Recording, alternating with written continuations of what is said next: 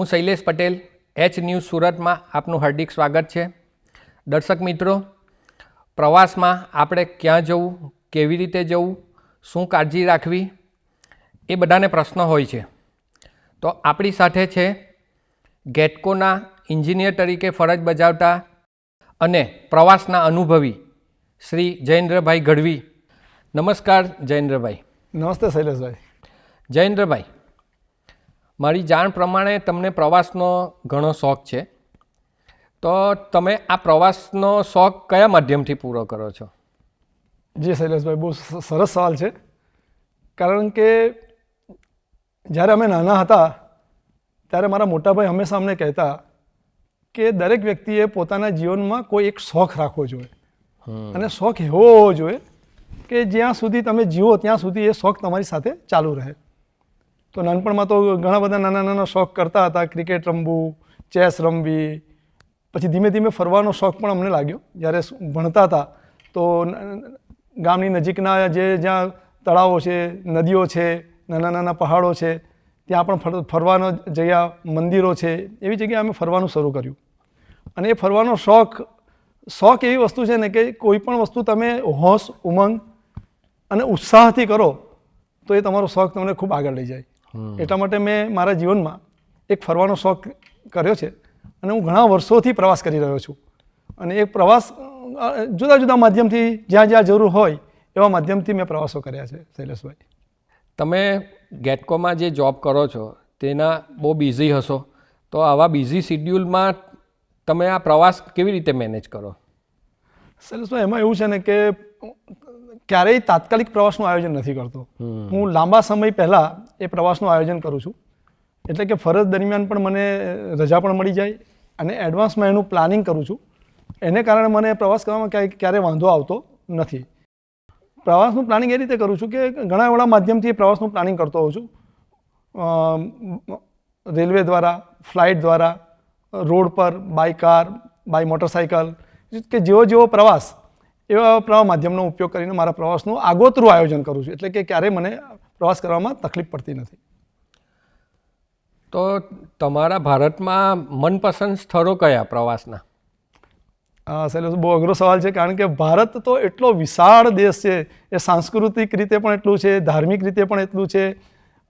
તો મનપસંદ સ્થળોમાં તો આખું ભારત કહી શકાય. કારણ કે ભારતની માં શું નથી જોવા જેવું પ્રવાસ કરવા માટે, એ જ એક સવાલ થઈ જાય છે.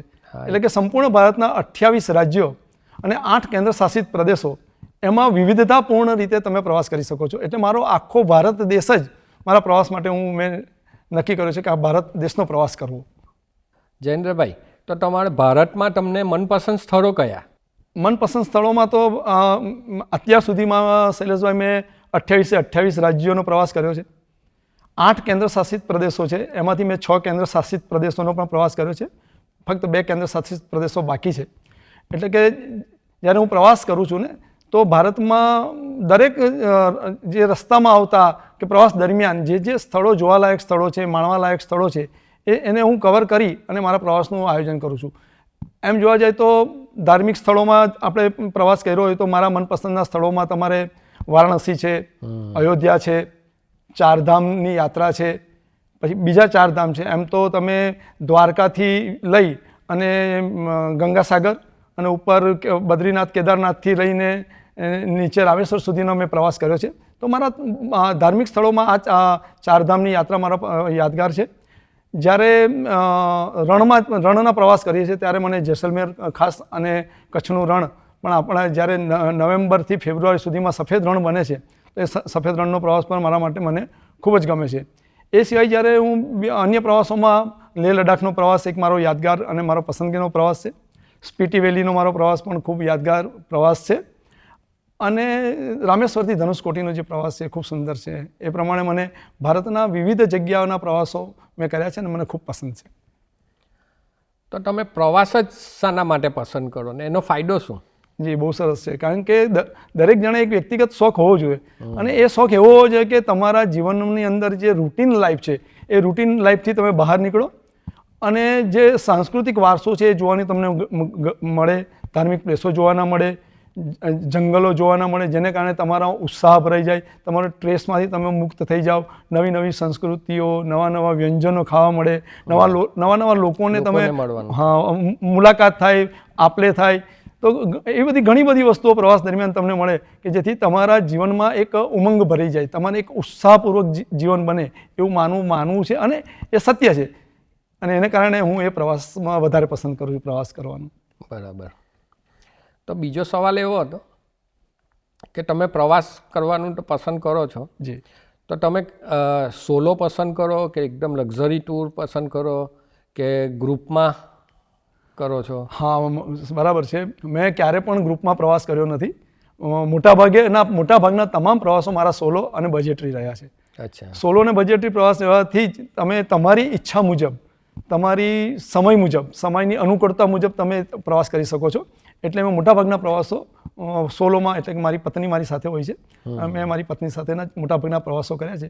અમુક પ્રવાસો ફ્રેન્ડ સર્કલ સાથે કર્યા છે જે પણ ખૂબ મજાના રહ્યા છે, પરંતુ મોટાભાગે હું લક્ઝરી પ્રવાસ નથી કરતો. હું બજેટરી પ્રવાસ કરું છું અને સોલો પ્રવાસ કરું છું. એટલે ઓછા બજેટમાં વધારે ફરી શકાય. બિલકુલ, ઓછા બજેટમાં શોખ પૂરો કરી શકાય. જી, ઓછા બજેટમાં અને મનપસંદ સ્થળોએ તમે જ્યાં રોકાવા માંગતા હો ત્યાં તમે રોકાઈ શકો, તમારી ઈચ્છા મુજબ તમે એ જગ્યાને માણી શકો. એટલા માટે સોલો હું વધારે પસંદ કરું. કોઈ વાર એવું લાગે કે ભાઈ અહીંયા વધારે મજા આવે છે તો 2 દિવસ વધારે રોકાઈ જઈએ.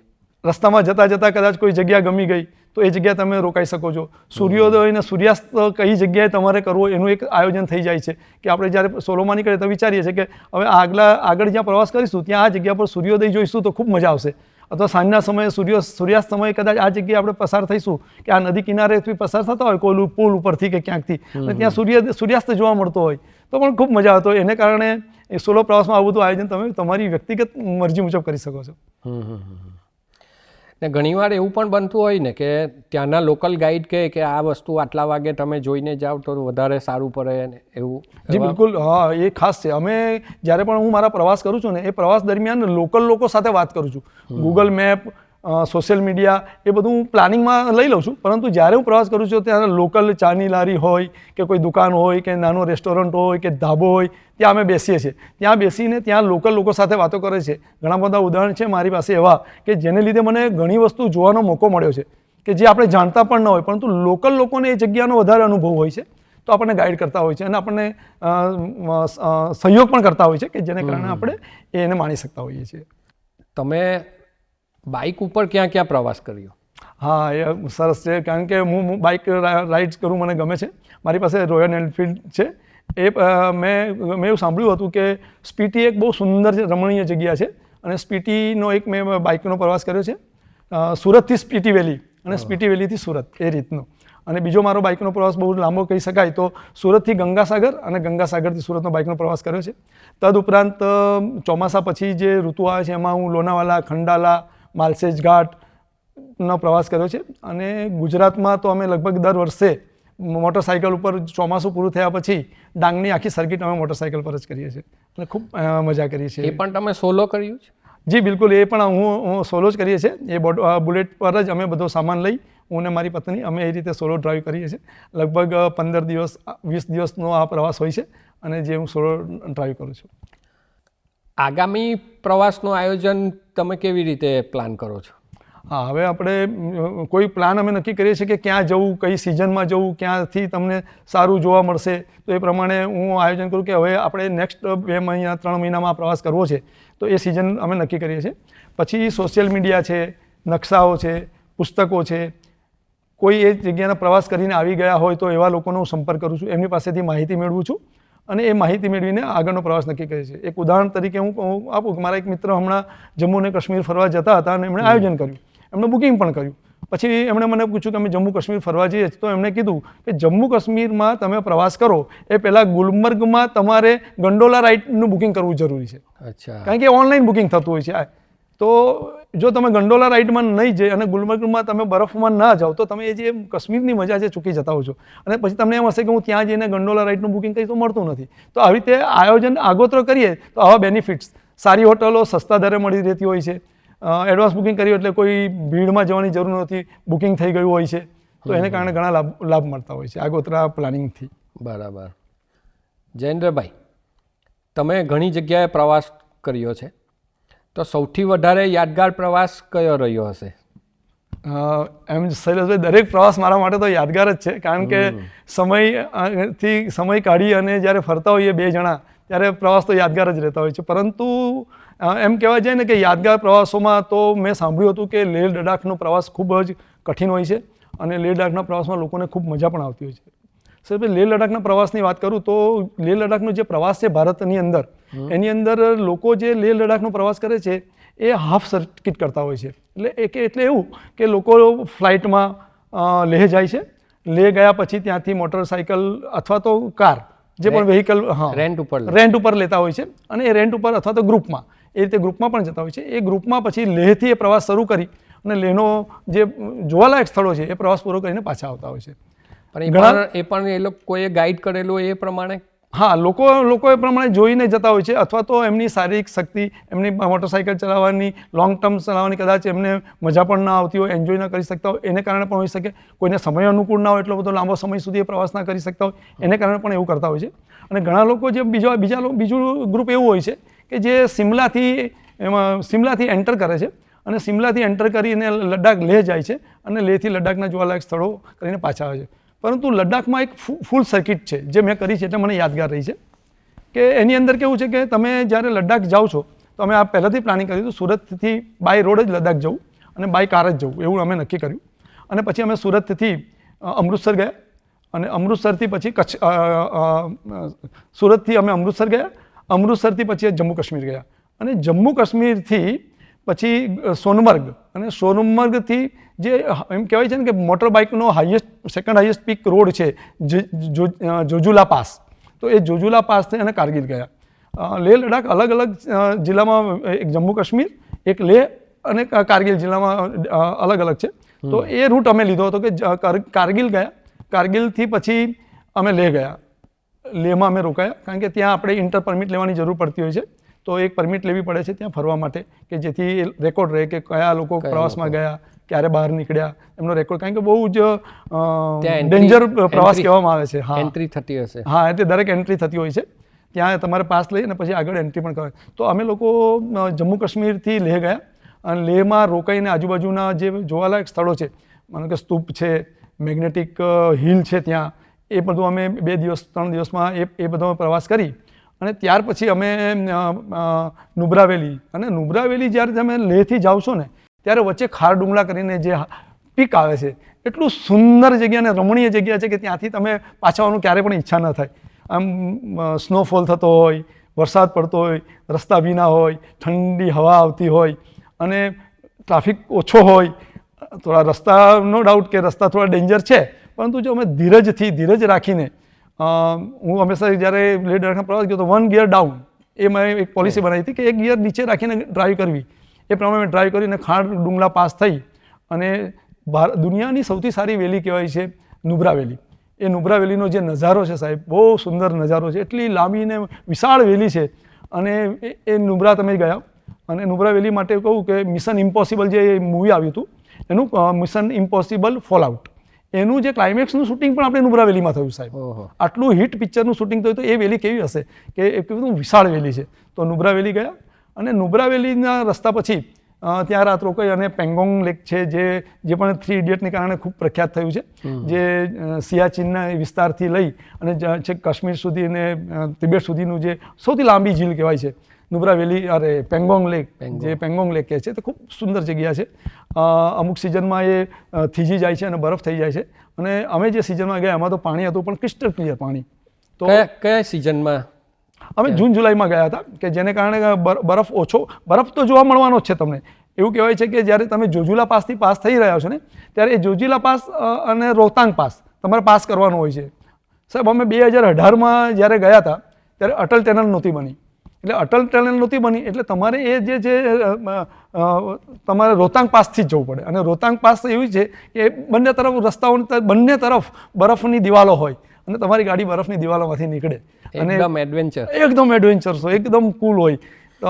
થોડીક ત્યાર પછી અમે પેંગોંગ લેક અને પેંગોંગ લેકથી સુરચી અને સુરચીથી રોહતાંગ પાસ, કારણ કે અટલ ટનલ બની નહોતી એટલે રોહતાંગ પાસ થઈ અને અમે શિમલા નીકળ્યા. રોહતાંગ પાસ થઈ અને અમે શિમલા નીકળ્યા. એટલે આ પૂર્ણ સર્કિટ જ્યારે કરી, એને તો કોઈ શબ્દોમાં વર્ણન કરવું એના કરતાં જે નજારા જોયા છે એ જીવનભરની યાદના અમારા નજારા છે. સુંદર પહાડો, હજારોની સંખ્યામાં પહાડો. એમ તમે જ્યારે ગાડી ડ્રાઈવ કરતા હો છો લદ્દાખમાં, ત્યારે તમે કેટલા પહાડો પાસ કરો તમે ગણી પણ ન શકો. એટલા બધા પહાડો તમારે પાસ કરવાના હોય છે. એટલું સુંદર તમારા વેલીઝ જોવા મળે છે. બરફનું ત્યાં સ્નોફોલ થતો હોય છે. ખૂબ મજાની જગ્યાઓ છે અને ત્યાંના લોકલ ફૂડ તમે એન્જોય કરી શકો છો. લેહની માર્કેટ ખૂબ સુંદર છે. એ માર્કેટિંગ તમે સરસ મજાની કરી શકો છો. આ પ્રમાણે અમે લેહ લદ્દાખની ફૂલ સર્કિટ કરી, ખૂબ યાદગાર હતી. જયેન્દ્રભાઈ, તમે પહેલાં જે પ્રવાસ કર્યો હતો રોડ દ્વારા ને પછી આ અટલ ટનલ બની ગઈ, તો કેટલો ફરક પડ્યો?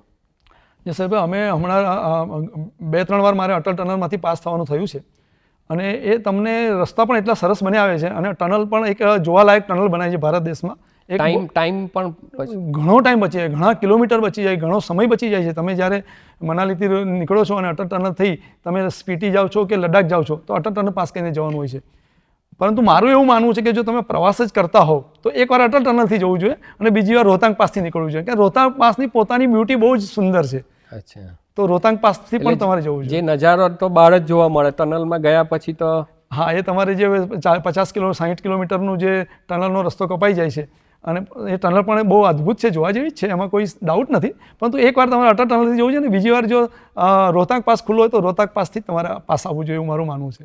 જયેન્દ્રભાઈ, તમે ઘણા રાજ્યોમાં પ્રવાસ કર્યો ને દરેક જગ્યાએ અલગ અલગ સાંસ્કૃતિક કાર્યક્રમો થતા હોય, તો એ પણ તમે અનુભવો મેળવ્યા હશે. બિલકુલ. એમાં હું તમને ઉદાહરણ આપું. એમ તો ઘણા બધા કલ્ચરલ પ્રોગ્રામો થતા હોય છે. માનો કે ગુજરાતમાં નવરાત્રિ થતું હોય ને લોકો ગુજરાતનો પ્રવાસ કરે તો એ જિંદગીભર ભૂલી શકવાના નથી. નવરાત્રિના ગરબા ગુજરાતના જોવા જ જોઈએ અને એ દરમિયાન જ ગુજરાતનો પ્રવાસ કર્યો એ માણસ ગુજરાતને ભૂલી શકતા નથી. તમે કચ્છના રણમાં નવેમ્બરથી ફેબ્રુઆરી સુધી જાઓ અને કલ્ચરલ પ્રોગ્રામ જે થાય છે એ તમે માણો તો તમે ભૂલી શકતા નથી. જેસલમેર અમે ગયા હતા તો જેસલમેરમાં જે રાજસ્થાની નૃત્ય છે, રાજસ્થાની કલ્ચર છે, રાજસ્થાની ખાવાનું છે, એ તમે લો છો તો તે પણ બહુ યાદગાર છે. પરંતુ એક બીજું તમને એક માહિતી આપું. અમે 7 સિસ્ટરનો પ્રવાસ કર્યો છે, જે ઉત્તર પૂર્વીય રાજ્યો કહેવાય છે, જે લગભગ ઘણા લોકો બધા પૂર્વ રાજ્યો પૂરા કરી શકતા નથી હોતા, પરંતુ અમે એમના પ્રવાસમાં અમારા 7 રાજ્યો પૂરા થયા છે. અને આયોજન પણ એક કલ્ચરલ પ્રોગ્રામથી જ અમારું થયું હતું. કારણ કે 1 ડિસેમ્બરથી 10 ડિસેમ્બર સુધી નાગાલેન્ડમાં નાગા ફેસ્ટિવલ થાય છે, જે હોર્નબિલ ફેસ્ટિવલના નામે ઓળખાય છે. એ દરમિયાન શું થાય કે નાગાલેન્ડની જેટલી પણ જનજાતિઓ છે કે જ્યાં વસતા લોકો છે એ બધાઓ એ એક જગ્યાએ એક વિલેજ બનાવ્યું છે. એ વિલેજમાં આવે છે. 10 દિવસ સુધી એ કલ્ચરલ પ્રોગ્રામ કરતા હોય છે. તેમને અલગ અલગ પ્રકારના ભોજન ત્યાં બનતા હોય છે. એમના પહેરવેશો, એમને રહેણી કરણી, એમના મકાનો કેવા પ્રકારના છે, કઈ રીતે વાતો કરતા હોય છે, એ પ્રમાણે આખા દિવસ દરમિયાન એ થતું હોય છે. અને સાંજે જુદા જુદા કલ્ચરલ પ્રોગ્રામો, ડાન્સો, ત્યાં ડાન્સ છે કે પ્રાર્થનાઓ છે. તો આ જ્યારે 7 સિસ્ટરનું અમે પ્લાનિંગ કર્યું તો આ દરમિયાન જ પ્લાન કર્યું કે જેને કારણે અમે આ કલ્ચરલ પ્રોગ્રામ જોઈ શકીએ સુંદર મજાના. એટલે અમે ત્યાં પ્રથમ નાગાલેન્ડ ગયા હતા. નાગાલેન્ડથી પછી અમે મણિપુર ગયા. તો મણિપુરમાં પણ અમને અત્યારે માહોલ ઠીક નથી, પરંતુ અમે એના 1 વર્ષ પહેલાં જ ગયા છીએ. તો મણિપુર પણ એટલી સુંદર જગ્યા છે. ત્યાં મણિપુરમાં પણ local Manipuri dance, Manipuri culture visit કરી હતી. સુભાષચંદ્ર બોઝજીએ નું જે એક સૌથી મોટું તળાવ છે જ્યાં આઝાદ હિન્દ ફૌજની રચના કરી હતી, એ જગ્યાની વિઝિટો કરી. તો એવા કલ્ચરલ પ્રોગ્રામ કરી શકીએ છીએ. દાખલા તરીકે શિવરાત્રિ આવે છે તો તમે શિવરાત્રિની અંદર તમે વારાણસી જાઓ અને આ અન્ય દિવસોમાં વારાણસી જાઓ, એમાં તમને ફરક દેખાય. એટલે કે જ્યાં કલ્ચરલ પ્રોગ્રામ થતા હોય એ દિવસોમાં તમે એ જગ્યાનો, એ રાજ્યનો પ્રવાસ કરો તો ખૂબ મજા આવે. એક બીજું અમારે ફોર્ચ્યુનેટલી અમને એવું જાણવા મળ્યું હતું કે અમે જ્યારે ઊટીથી પાછા ફરતા હતા તો ગોકર્ણ કરીને એક જગ્યા છે, ત્યાં અમે ગયા હતા, જે દરિયા કિનારો છે સરસ મજાનો, કર્ણાટકની બોર્ડર અને ગોવાનીથી થોડાક આગળ છે ગોકર્ણ. તો ત્યાં ગયા, અમે રોકાયા અને પછી અમે બીજા દિવસે નીકળી જવાના હતા. પરંતુ જે સોલો ટ્રીપને કારણે ફાયદો હતો કે ત્યાં અમને કીધું કે આવતીકાલે અહીંયા જેવી રીતે જગન્નાથપુરીમાં એક મોટો રથ જે નીકળે છે અને લોકો એ રથને ખેંચે છે, એ જ પ્રકારનો એક કાર્યક્રમ ગોકર્ણમાં થાય છે. તો તમે જો સમય હોય તો તમે રોકાઈ જાઓ. અને સાહેબ ખરેખર એટલી મજા આવી. બીજે સમય રોકાયા અને જે ત્યાં મેળો લાગ્યો, લોકો આજુબાજુ હજારોની સંખ્યામાં, લાખો લોકોની સંખ્યામાં લોકો આવ્યા હતા. પછી જે રથ નીકળે છે અને રથની ઉપર ભગવાન બેઠા છે અને બારીમાંથી કેળા નાખે છે, એક એક કલ્ચરલ પ્રોગ્રામ આવું તમને જોવા ના મળે, પરંતુ જ્યારે તમે પ્રવાસ કરતા હો ને આવી માહિતી હોય અને તમે જોઈ શકો, પણ તમે સડનલી નીકળો તો પણ તમને આવા કલ્ચરલ પ્રોગ્રામ જોવા મળે. એને કારણે તમારી એ યાદો ખૂબ જ બની રહી જતી હોય છે. ચોક્કસ ચોક્કસ. તમને પ્રવાસ દરમિયાન ઘણા પડકારોનો સામનો કરવો પડ્યો હશે, અને એ તમે કેવી રીતે પાર પાડ્યો?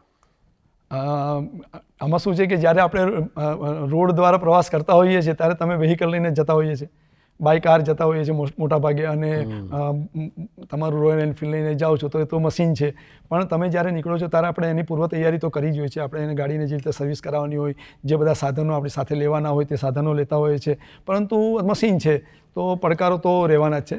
ઘણીવાર તમે નક્કી કર્યા સમય પર તમે ત્યાં ના પહોંચી શકો, રસ્તામાં કોઈ જોવાલાયક સ્થળે ગયા ત્યાં વધારે સમય તમારો નીકળી ગયો, તો એને કારણે તમે સમય પર ના પહોંચી શકો તો એ જગ્યા શોધવામાં મુશ્કેલી પડતી હોય છે, અથવા તો બ્રેકડાઉન થાય છે, કોઈ પંચર થઈ શકે છે. તો એવા ઘણા પડકારો આવ્યા છે. પરંતુ એક પડકારનું એક ઉદાહરણ આપી દઉં કે જ્યારે અમે તવાંગ જતા હતા, બહુ સુંદર જગ્યા છે અરુણાચલ પ્રદેશની, જે બાજુમાં તમારે ચાઇના બોર્ડર આવી જાય છે. તવાંગ એટલે ખૂબ જ સુંદર અને રમણીય જગ્યા છે. અમે તવાંગ જતા હતા તો એ વખતે તવાંગ રસ્તામાં અમે સાંજનો સમય થઈ ગયો હતો, અને એક મેટલ ઉડી ટાયરથી, અને એ સીધી ઓઇલ ચેમ્બરને લાગી ગઈ ગાડીના નીચે, અને ઓઇલ ચેમ્બર ફાટી ગઈ.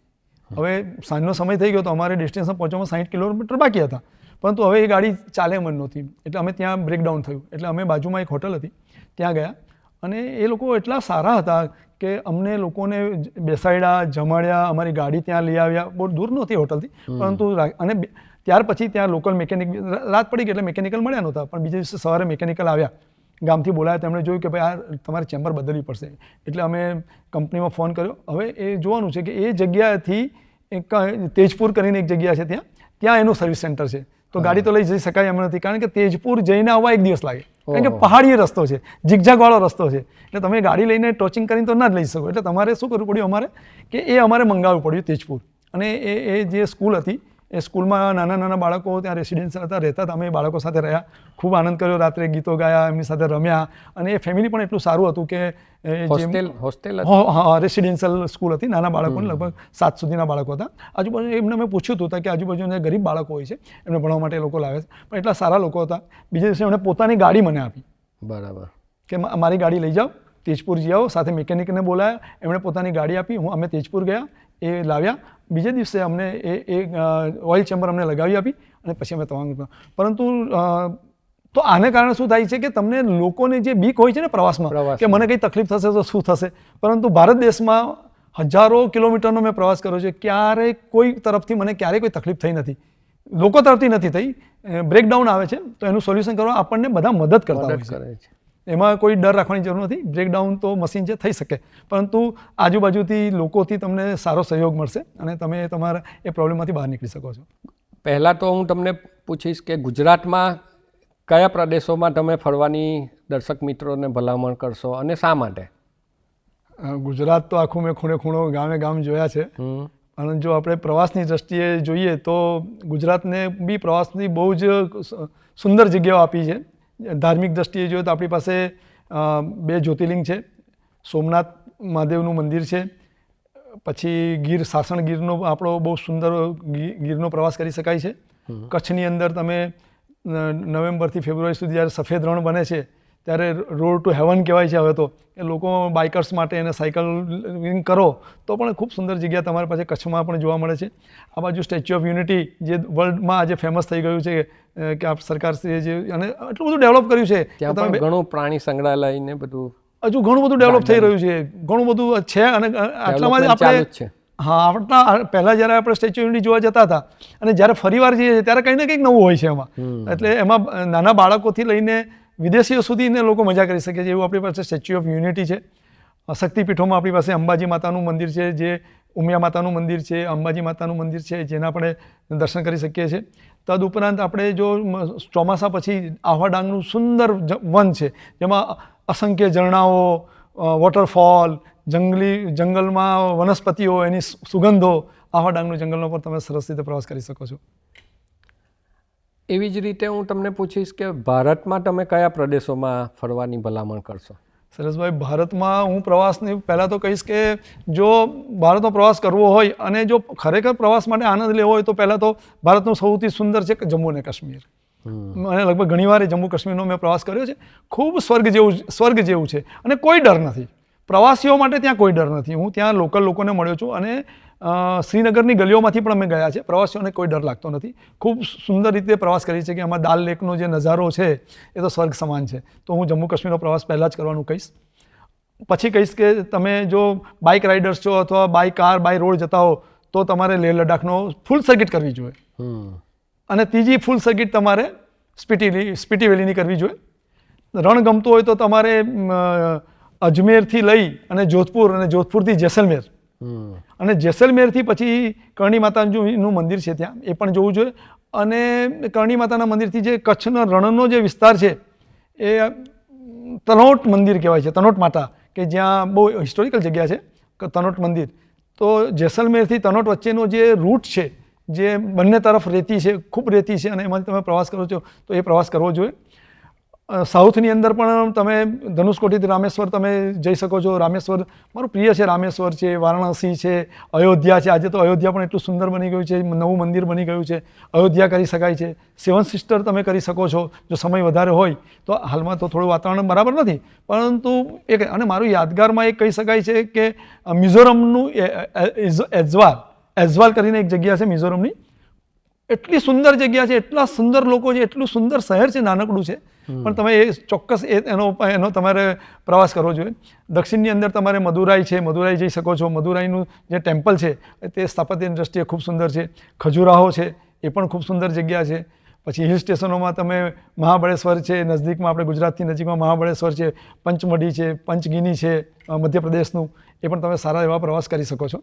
તો ઘણા બધી જગ્યાઓ છે કે તમને પસંદગીની વસ્તુ પ્રમાણે તમને જગ્યા મળી શકે છે, જોવા માણી શકો છો ભારતની અંદર. તો તમે ભારતમાં તો પ્રવાસ ઘણો કર્યો, તો વિદેશોમાં પણ કર્યો ખરો? હા શૈલેષભાઈ, આ જે પ્રવાસનો શોખ છે એ શોખ ધીમે ધીમે એક્સટેન્ડ થતો જાય છે. એટલે સમય અને અનુકૂળતા હોય તો મેં વિદેશ પ્રવાસ પણ ઘણા કર્યા છે. ઘણા બધા વિદેશોનો મેં પ્રવાસ કર્યા છે. તમે જે દેશોનો પ્રવાસ કર્યો એમાંથી તમારા મનપસંદ સ્થળો એટલે કયા દેશોમાં તમે લોકોને ભલામણ કરશો કે આ જોવું જોઈએ? એ મારું પ્લાનિંગ પણ છે કે બને એટલા બીજા વિદેશોમાં પણ જવું જોઈએ અને ત્યાં પણ જઈને ત્યાંનું નેચર છે, ત્યાંની લોકાલિટી છે, ત્યાંનું કલ્ચર છે એ પણ જોવું જોઈએ. ત્યાંની ઇન્ફ્રાસ્ટ્રક્ચર છે, ઘણું બધું જોવું જોઈએ. અત્યાર સુધીમાં મેં રશિયા, જાપાન, આફ્રિકા, વિયેતનામ, યુએઈના બધા જ રાજ્યો, ફિલિપાઇન્સ, હોંગકોંગ, મકાઉ, આપણા પડોશી દેશો નેપાળ અને ભૂતાનનો પણ મેં પ્રવાસ કર્યો. તમે આટલા બધા દેશોનો પ્રવાસ કર્યો તો બાય રોડ કે વ્હીકલથી કંઈક પ્રવાસ કર્યો છે? જે ક્રેઝ છે વ્હીકલ લઈને ફરવાનો, એટલે અમે લોકો એક બહુ જ મોટો પ્રવાસ કર્યો હતો જેની અંદર અમે સુરતથી વ્હીકલ લઈને નીકળ્યા અને સુરતથી પછી અમે અયોધ્યા ગયા. અયોધ્યાથી દર્શન કર્યા પછી અમે દેવી પાટણ કરીને જગ્યા છે ત્યાં ગયા હતા, જે ગોરખનાથ ટ્રસ્ટનું મંદિર છે અને શક્તિપીઠ છે, ત્યાં અમે ગયા હતા. શક્તિપીઠથી પછી અમે નેપાળ પોખરા નીકળ્યા હતા. એ જે રૂટ છે ભારતથી પોખરણ જવાનો જે રૂટ છે બહુ જ સરસ છે. ઝિગઝાગ રોડ છે, હાઇટ છે, પાણીના ધોધ પડતા હતા, પહાડોમાંથી પાણી આવતું હતું અને એ અમે નેપાળનો પ્રવાસ અમે બાય રોડ ગયા. અચ્છા, નેપાળ અમે પોખરા ગયા પછી નેપાળ ફર્યા, જેમાં નેપાળથી કાઠમંડુ આવ્યા. કાઠમંડુથી પાછા બહાર નીકળ્યા અને પછી પાછા તરત જ અમે ભૂતાનમાં ગયા. તો આ નેપાળ ભૂતાનનો જે પ્રવાસ હતો અમારો એ બાય રોડ અમે કર્યો હતો. અને બાકીની બધી જગ્યાએ અમે લોકો ફ્લાઇટથી ગયા છે અને ત્યાં જઈને અમે વ્હીકલ જે પણ રેન્ટલ વ્હીકલ મળતું હોય છે એનો ઉપયોગ કરીને અમે બાય રોડ ફરતા હોઈએ છીએ. આગામી દિવસોમાં હજુ લોંગ રૂટ ઉપર ઘણા બધા દેશોમાં તમારો જવાનો કંઈ પ્લાન ખરો? જે મારું પોતાનું વ્યક્તિગત ડ્રીમ છે કે અત્યારે તો નોકરી ચાલુ છે એટલી બધી રજાઓ ન મળે, કારણ કે એ પ્રવાસ કરવા માટે કેટલો સમય જોઈએ કંઈ નક્કી નથી. મારું ડ્રીમ છે કે સુરતથી નોર્વે બાય રોડ જવું અથવા સુરતથી લંડન બાય રોડ જવું એક ડ્રીમ છે મારું અને એની તૈયારીઓ અત્યારથી ચાલુ જ છે. સમય મળશે, સમય જ્યારે પણ મળશે તો એ 3-4 મહિનાનો એ પ્રવાસ કરવાનું મારું બાય રોડ આયોજન છે, જેમાં લગભગ 28 થી 30 દેશો એમાં આવી જાય છે. એ પ્રવાસ કરતાં નોર્વે જઈએ. ટાઈમ ઘણો જોઈએ એના ઘણો અને અનસર્ટેન છે, ક્યાં શું થઈ જાય, ક્યાં વિઝા માટે કેટલી વાર લાગે, તમને એક દેશમાંથી બીજા દેશમાં જવા માટે કદાચ વધારે સમય લાગી જાય, તો એ બધું આયોજન કરવા માટે સમય બહુ જોઈએ છે. એટલા માટે અત્યારે પ્લાન કર્યો છે અને આવનારા વર્ષોમાં એને ઇમ્પ્લિમેન્ટ કરવાનો પ્લાન છે. તમારા અનુભવ પ્રમાણે વિશ્વના કયા દેશોમાં લોકોને તમે ભલામણ કરશો કે આ દેશમાં તમારે જવું જોઈએ? દુનિયામાં આપણે જ્યારે જોઈએ છે તો સ્વિટ્ઝરલેન્ડ છે કે લંડન છે, પેરિસ છે, એ બધા તો છે જે મેં જોયા નથી, પરંતુ લોકોએ જવું છે. પણ મારા જોયેલા જે દેશો છે, અને મેં પણ પ્રવાસની રીતે જ એ દેશમાં ગયો છું કે મને મજા આવે, તો એક તો રશિયા બહુ સુંદર છે. રશિયાનો મોસ્કો અને સેન્ટ પીટર્સબર્ગ તમે જશો તો તમને ખૂબ મજા આવશે, એમાં બધું જ જોવા મળશે તમને.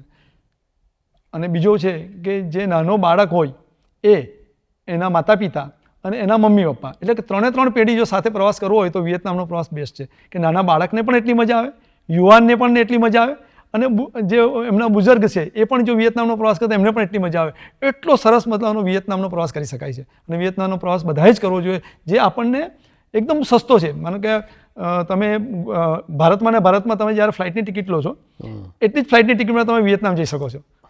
અને ચીપ પણ છે, સસ્તો પણ છે, ત્યાં રહેવાનું સસ્તું છે, અને ફરવાની તો બહુ જ જગ્યાઓ છે જેમાં ખૂબ તમે આનંદ એન્જોય કરશો. એટલે હું તમને બધા મિત્રોને કહીશ કે વિયેતનામનો પ્રવાસ કરવો જોઈએ બધાએ, સમય મળે તો.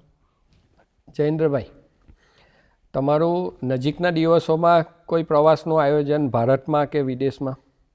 જી, હમણાં મારું આયોજન છે. હમણાં અમે લોકો જવાના છે વારાણસી. મને વારાણસી ખૂબ ગમે છે અને બધાએ જ વારાણસી જવું જોઈએ, કારણ કે વારાણસી એવું કહેવાય છે કે પૃથ્વીનું પહેલું શહેર છે, અને પૃથ્વીનો અંતમાં પણ વારાણસી રહેશે એવું શાસ્ત્રમાં ક્યાંક લખ્યું છે. અને વારાણસી શહેર જ એવું છે. જ્યારે વારાણસીનું મંદિર ડેવલપ થયું એ પહેલાં અમે પણ ગયા છે. એની ગલીઓમાં તમે ફરો અને વારાણસી જાઓ તો હું બધાને એ કહીશ કે ત્યાંની કાશી ચાટ ચોક્કસ ખાજો. કાશી ચાટ? કાશી ચાટ એક રેસ્ટોરન્ટ છે, હાલમાં જ્યાં અંબાણી સાહેબને ત્યાં લગ્ન થયા હતા તો એમાં એક સ્ટોર કાશી ચાટનો પણ હતો. એટલી સ્વાદિષ્ટ કાશી. અમે જ્યારે જઈએ છીએ ને શૈલેષભાઈ, તો અમે એમને ઓર્ડરમાં એમ કે જેટલી આઈટમ છે એક મૂકી દો, એ પ્રમાણેની એટલી ફેમસ છે, એટલી ફેમસ અને એટલી ટેસ્ટી કાશી ચાટ છે. તો અમે વારાણસી જવાના છે. વારાણસીથી ગયા અને ગયાથી પછી પાછો હમણાં આવતા મહિનાનું મારો પ્લાનિંગ છે. અને વિદેશમાં શ્રીલંકા મારું બાકી છે, તો શ્રીલંકાનું પ્લાનિંગ કરીએ છીએ અત્યારે. બરાબર. જયેન્દ્રભાઈ, બાઇક ઉપર એડવેન્ચર ટ્રીપ કરવી હોય તો કઈ જગ્યાએ જઈ શકાય? સર, ભારતમાં ઘણી બધી એવી જગ્યાઓ છે જેમાં બાઇકર્સ માટે બહુ ફેવરેટ જગ્યાઓ છે, પરંતુ હું કહીશ કે જો મોટર બાઇક પર કરવું હોય તો તમારે સ્પીટી વેલી કરવી જોઈએ. સ્પીટી વેલી કેવી છે? એવી એક જગ્યા છે કે જેમાં મેં કીધું એ પ્રમાણે હાફ સર્કિટ અને ફૂલ સર્કિટ છે. હાફ સર્કિટમાં કેવું છે કે તમે સિમલા જાઓ છો, સિમલાથી પછી તમે કાઝા જાઓ છો, અને કાઝાથી પાછા તમે સિમલા આવી જાઓ છો. એક રૂટ છે. જ્યારે મેં કરી હતી એ ફૂલ સર્કિટ કરી હતી. હવે ફૂલ સર્કિટ બહુ ઇન્ટરેસ્ટિંગ છે શૈલેષભાઈ. જ્યારે તમે સિમલા જાઓ છો, એટલે અમે તો સુરતથી બાઇક્સ પર ગયા હતા અમે બંને જણા, અને બાઇક પરથી સિમલા ગયા. સિમલાથી નારકંડા કરીને સુંદર જગ્યા છે, જ્યાં ત્યાંનું વાતાવરણ, ત્યાંનું નેચર એટલું સુંદર છે કે ત્યાં અમે નાઇટ હોલ્ડ કર્યો હતો. વહેલા પહોંચી ગયા પણ ત્યાં રોકાઈ ગયા હતા જગ્યા જોઈને જ. ત્યાંથી પછી ચિતકુલ કરીને એક જગ્યા છે જે બોર્ડર છે ઇન્ડિયાની. ચિતકુલ જાઓ છો. ચિતકુલથી સાંગલા અને ચિતકુલ રૂટ છે, તો સાંગલા અને ચિતકુલ જાઓ. ચિતકુલમાંની જે બરફ હોય છે, ફૂલ બરફથી આચ્છાદિત હોય છે, ત્યાં તમે ચિતકુલનો બ્રિજ જોઈ શકો છો. મોટર બાઇકથી જ જવાય છે, અને કાર લઈ જશો તો કદાચ તકલીફ પડશે. તો તમે પાછા આવશો ત્યાંથી પછી રેકિંગ પીઓ કરીને એક જગ્યા છે. તો રેકિંગ પીઓ એવું છે કે જ્યાં છોટે કૈલાસ કરીને એક જગ્યા છે સામે. તમે રેકિંગ પીઓ પર બેસો છો, હિલ સ્ટેશન જેવું છે. ત્યાં બેસીને તમે સવારના અર્લી મોર્નિંગમાં જ્યારે સૂર્યોદય થાય છે ત્યારે સામેની તરફ છોટે કૈલાસ પર્વત છે. કૈલાસ પર્વત જેવું? જી જી, બિલકુલ એ શેપનો છોટે કૈલાસ પર્વત કહેવાય છે. અને એની બાજુમાં જે પર્વત છે એ નંદી ટાઈપ છે. એટલે જ્યારે તમે જોતા હશો તો તમને ત્યાંથી એટલો અદ્ભુત નજારો જોવા મળશે કે તમે કૈલાસનું એક શિવલિંગ દેખાય છે અને બાજુમાં નંદી બેઠો છે. અને સવારના જ્યારે સૂર્ય થાય તો એ જ્યારે બરફ હોય છે ને ત્યારે એના કલરો ચેન્જ થતા હોય છે. મારા હમણાં મિત્રો ગયા હતા, મેં એમને કહ્યું હતું કે સ્પીટી વેલો ક્રોસ કરવો જોઈએ. ફર્સ્ટ કિરણ ઓરેન્જ કલર, અલગ અલગ કલર, જેમ જેમ સૂર્યોદય થતો જાય એના કલર જતો હોય, અને કદાચ તમને ડોલતો પણ લાગે. એવું પણ જોવાય છે કે ડોલતો લાગે તમને, જે કલરો જે ચેન્જ થાય ને તો આખો કૈલાસ તમને ડોલતો દેખાય છે. તો બહુ સુંદર જગ્યા છે રેકિંગ પીઓ. રેકિંગ પીઓથી તમે આગળ જ્યારે સ્પીટીમાં જશો ત્યારે એક મમ્મી છે જ્યાં 5000 વર્ષથી ત્યાં મમ્મી બનાવ્યું છે, એ પણ તમે જઈ શકો છો. ત્યાંથી તાબો, અને તાબોથી કાઝા. કાઝા એટલી સુંદર જગ્યા છે. મારું તો એવું માનવું છે કે જો કાઝાને ડેવલપ કરવામાં આવે તો મનાલી લોકો ભૂલી જાય. કારણ કે કાઝાની આજુબાજુમાં ઘણી બધી જગ્યાઓ છે. હિકિમ છે, લાંજા છે, એવી 2-3 જગ્યાઓ છે જેમાં તમે આજુબાજુમાં તમે રહી શકો છો. કાઝા પોતે પણ એટલું સુંદર જગ્યા. હવે રહી વાત કાઝાથી પૂર્ણ સર્કિટની, તો લોકો કાઝાથી પાછા આવે છે, કારણ કે તમે ગૂગલ મેપમાં અત્યારે તમે નાખશો ને કે કાઝાથી મનાલી, તો ગૂગલ મેપ પણ રસ્તો બતાવતો નથી. અચ્છા. હા, એટલે તમારે જો પૂર્ણ સર્કિટ કરવી હોય ને તો કાઝાથી કુંજમ પાસ કરી અને ત્યાંથી કોક્સર, એ રૂટ તમને ગૂગલ મેપમાં પણ નહીં બતાવે, પણ અમે એ રૂટ કર્યો હતો. તમારે રસ્તો જાતે બનાવવાનો. બરાબર.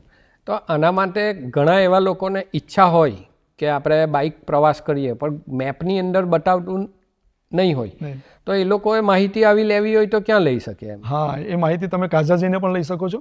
કાઝાથી મનાલી વચ્ચે રેગ્યુલર એમની ટ્રાવેલ્સની જીપો ચાલતી હોય છે. હું તમને કહી દઉં કે ત્યાંથી 200 કિલોમીટરનો રૂટ છે, એમાં અડધો રસ્તો સારો છે અને પછી જે કુંજમ પાસ પહોંચો છો એ બહુ કુંજમ માતાનું મંદિર છે અને ત્યાં બરફ હોય છે બધી જગ્યાએ. અને પછી તમારે જે ચિનાબ નદીના કિનારે કિનારે તમારે રસ્તો તમારે બનાવવાનો કે હું અહીંથી અમારી ગાડી લઈને નીકળીશ. બરાબર. તો એ જે કુંજમ પાસ પછી રસ્તો જાય છે તો તમારે પૂછવું પડશે કે ત્યાંથી તમે ક્યાં જશો. પછી ત્યાં એક પીક છે, ત્યાં ચાચા ચાચી કરીને બહુ ફેમસ જગ્યા છે. ચાચા ચાચી બે છે, તેમણે ત્યાં એક રેસ્ટોરન્ટ બનાવ્યું છે, ત્યાં બધા રોકાતા હોય છે.